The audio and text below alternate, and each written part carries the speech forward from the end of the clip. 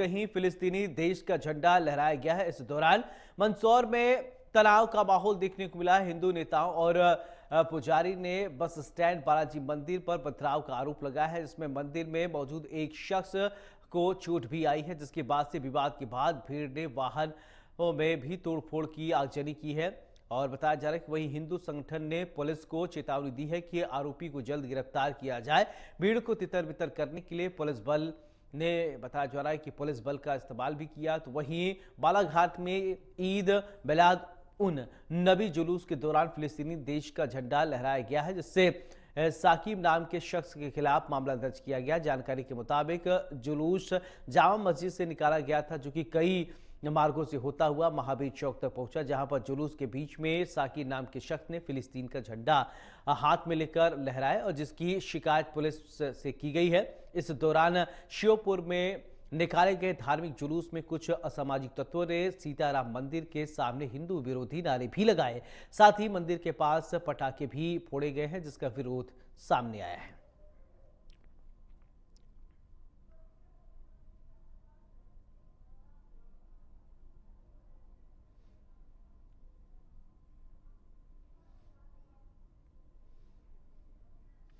तो बड़ी जानकारी आपको बता दें,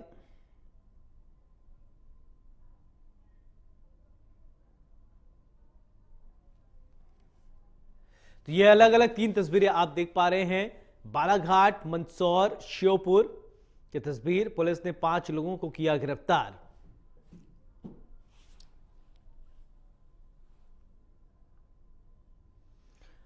तो पुलिस ने 5 लोगों को गिरफ्तार किया है। बड़ी जानकारी देख पा रहे हैं आप।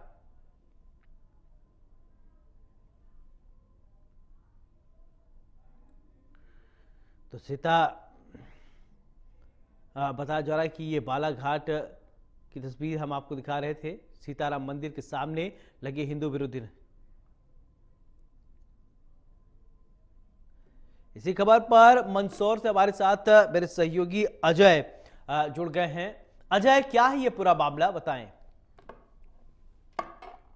देखिए, कल का जब मामला था, मुस्लिम समाज का जुलूस निकल रहा था और जुलूस में एक मंदसौर के बस स्टैंड के बीच शहर में एक बड़े बालाजी का मंदिर है और बड़े बालाजी के मंदिर में कहीं से ईंट फेंकी गई और उससे वहां के जो पुजारी है वो घायल हो गए।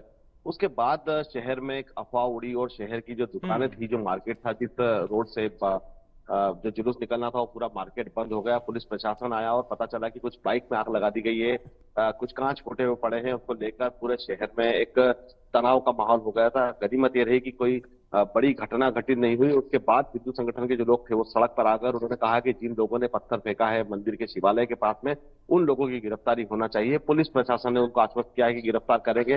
रात तक ये मामला गहमा गहमी चलती रही, लेकिन फिलहाल जो जानकारी है वो ये है कि पुलिस ने कुछ लोगों को हिरासत में दिया। ऐसी खबरें अंदरूनी आ रही है, लेकिन अभी तक पुलिस ने आधिकारिक तौर पर किसी की गिरफ्तारी के बारे में नहीं बताया है।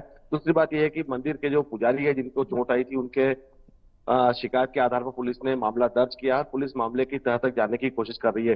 पुलिस के लिए चुनौती बड़ी यह है कि आज अनंत चतुर्दशी की झांकियां अभी मंदसौर से निकलनी है, उसमें भी हजारों की संख्या में लोग शामिल होते हैं। ना सिर्फ मंदसौर के बल्कि आसपास के जो गांव है वहां से भी लोग यहाँ आते हैं और रात भर ये झांकियां निकलती है। तो कल ही शाम को आईजी, डीआईजी और जितने भी आला अधिकारी हैं, सारे लोगों ने पूरे मंदसौर में सर्चिंग भी की है और एहतियातन तौर पर सभी को वार्न भी किया है और यह भी कहा है कि सोशल मीडिया पर किसी भी तरह की भ्रामक पोस्ट की जानकारी उसको बिना किसी तथ्य के शेयर न करें। कल ना सिर्फ एसपी बल्कि मंदसौर की कलेक्टर अदिति गर्ग भी जो है घटना के बाद इलाके में आई थी और उन्होंने सारी चीजों को देखा है। उन्होंने कहा है कि सीसीटीवी के माध्यम से हम कोशिश कर रहे हैं कि जिन लोगों ने ये काम किया है उन पर कार्रवाई की। एक और बात, एक और महत्वपूर्ण बता दूं कि जो मुस्लिम समाज के सदर हैं, उन्होंने आज मुस्लिम समाज से शांतिपूर्वक बंद का आह्वान किया है। उन्होंने सोशल मीडिया पर एक वीडियो जारी किया और कहा है कि आज मुस्लिम समाज जो भी काम है, जो भी व्यवसाय है, वो बंद रहेंगे और उनका ये कहना है कि कानून के दायरे में रहकर ही ये सारी चीजें करना है। और उनका भी ये कहना है कि जिन लोगों ने ये घटना करी है उस पर उनकी गिरफ्तारी होना चाहिए और उनकी पर कार्रवाई होना चाहिए। अजय, ऐसे में सवाल उठता है कि भारत में रहकर भारत विरोधी नारे लगाना, फिर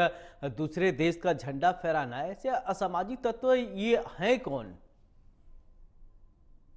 बहुत ही महत्वपूर्ण सवाल आपने पूछ लिया, क्योंकि इसका जवाब सभी जानना चाहते हैं कि आखिर ये लोग हैं क्यों, ऐसा क्यों करते हैं और खासकर किसी विशेष दिन के द्वारा, विशेष समूह के द्वारा ही ऐसी कहानियां क्यों की जाती है। मतलब कुल मिलाकर कहा जाता है कि जो ठहरा हुआ पानी है उसमें कंकर मारने की कोशिश की जाती है और उसके बाद फिर चुनौती खड़ी हो जाती है प्रशासन के सामने, और जो उसका जो नुकसान है वो आम जनता का होता है। कहीं ना कहीं आज जैसे शहर में कहीं ना कहीं एक माहौल शांति प्रिय नहीं है। ये कह सकते हैं कि हर कोई व्यक्ति जो मार्केट में दुकान खोलकर बैठा है, उसके मन में फिर डर है कि कहीं फिर से कोई ऐसी घटना ना हो जाए। इसको लेके पुलिस प्रशासन तो सतर्क है, पर ये लोग कौन है, ये बात बिल्कुल आपने सही कही। और दूसरा ये है कि पुलिस को अगर कोई जानकारी मिलती हो तो उस पर कार्रवाई सख्त होना चाहिए, क्योंकि अक्सर हम ये देखते हैं कि मामला जो है वो पॉलिटिशियन जो है भुना लेते हैं, पॉलिटिक्स में हो जाती है और उसके बाद फिर धीरे धीरे भाई आई गई हो जाती है। लेकिन हर त्योहार पे या हर किसी बात पर इस तरह की जो घटना होती है उसको लेकर कुछ मुस्तैद रहना चाहिए और कुछ ऐसी कार्रवाई होना चाहिए, खास करके क्योंकि एक बहुत महत्वपूर्ण बात यह है कि बिल्कुल। जैसे हिंदू का त्योहार गणेश चतुर्थी और गणेश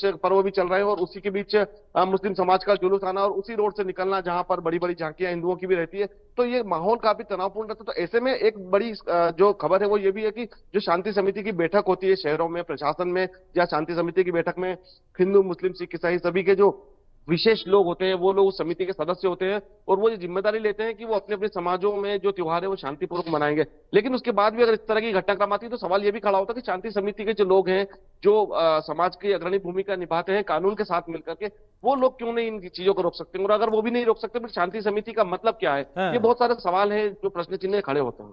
बिल्कुल, अनिल हमारे साथ, बहुत बहुत शुक्रिया अजय आपका इस जानकारी के लिए। अनिल हमारे साथ इसी खबर पर ज्यादा जानकारी के साथ जुड़ रहे हैं। अनिल, फिलिस्तीन का झंडा लहराना और फिर इसके बाद भारत विरोधी नारे लगाना, ऐसे लोग हैं कौन? क्या कुछ लोगों की पहचान हुई है क्या?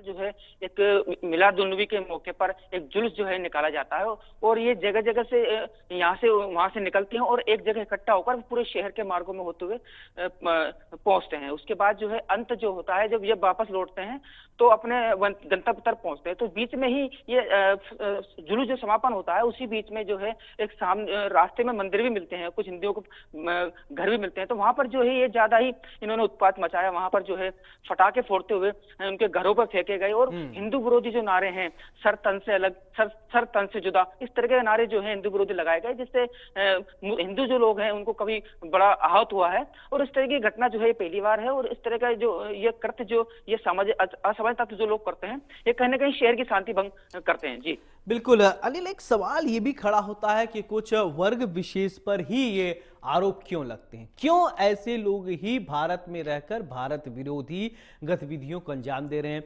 आप फिलिस्तीन का झंडा लहरा रहे हैं और शांति व्यवस्था को बेकार करने की आप काम कर रहे हैं। क्यों पुलिस ऐसे लोगों को अभी तक नहीं पहचान कर पाई है? और पुलिस के लिए भी ये लोग बड़ा असहज माहौल बना देते हैं जब भी इनका कोई त्योहार होता है। तो जैसे ये घटना होने के बाद जो है हिंदू जो लोग हैं वो नाराज हुए, तो उन्होंने एक कोतवाली का एक घेराव करते हुए एक बड़ी कार्रवाई की मांग की थी, जिसमें पुलिस जो है श्योपुर पुलिस अधीक्षक है वीरेंद्र जैन, उन्होंने संज्ञान लेते हुए उन 5 लोगों को चिन्हित करते हुए उन पर गिरफ्तार किया गया। हालांकि जो वीडियो फुटेज जो सामने आ रहे हैं, जो लोगों ने उत्पात मचाया उन लोगों को चिन्हित करके और भी कार्रवाई की, गिरफ्तार करने की कार्रवाई के लिए वीरेंद्र जैन जो एसपी है वो कह रहे हैं। फिर ये जो है जो हर बार जो है शांति समिति की बैठक होती है उसमें इनके जो सरपंच हैं, इनके जो बड़े जो आला अधिकारी हैं, इनसे बैठक में किया जाता है कि शांति भंग ना हो और शांति से ये जुलूस जो है निकाला जाए। फिर भी ये हालात जो पैदा होते हैं, हिंदू जो है उनकी मांग है कि इस तरह की घटना बार बार होती है तो इससे अच्छा है कि बड़ी कार्रवाई कर दी जाए, जिससे